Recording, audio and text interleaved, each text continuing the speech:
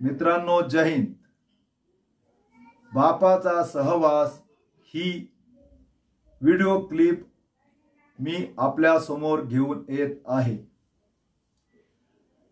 मित्रांनो, बापाची संपत्ती ही मोठी नसते, तर त्याचा सहवास मोठा असतो. हे फक्त त्यालाच कळते ज्याचा बाप देवाघरी गेलेला असतो.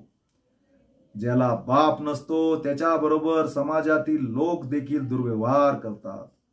तुमचा बाप जिवंत आहे तेव्हाच त्याच्या हातावरच्या व पायावरच्या रेषा पहा. बाप तुम्हाला सोडून गेल्यावर पाहाल तर त्याचा काहीही फायदा होणार नाही. आपला बाप नजरेच्या आड गेला, मातीच्या आड गेला तर तुम्ही किती हाका मारल्या तरी तो कधीही वापस येणार नाही. म्हणून बाप जिवंत आहे तोपर्यंत त्याच्या डोळ्यामध्ये अश्रू येतील असे वर्तन कधीही करू नका. आपल्या आई वडिलांचा सन्मान करा. कारण मुले जेव्हा मोठे होतात, त्यांचे लग्न होते व त्यांना मुले बाळे होतात, तेव्हा आई वडील त्यांच्यावर बोजा बनतात.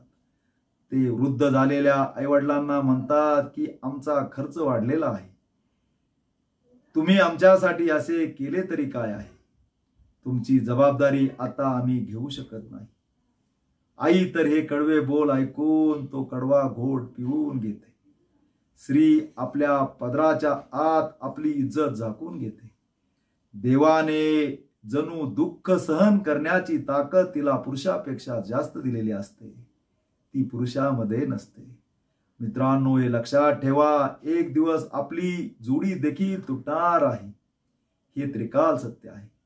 म्हणून जोपर्यंत आहात आनंदाने जगा, एक दुसऱ्याचे सुख दुःख समजून घ्या.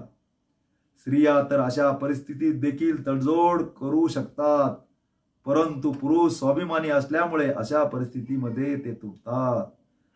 आपली पोटची पोर देखील वेळ आल्यावर आपली नसतात. संस्कारी मुले मिळायला देखील भाग्य लागते.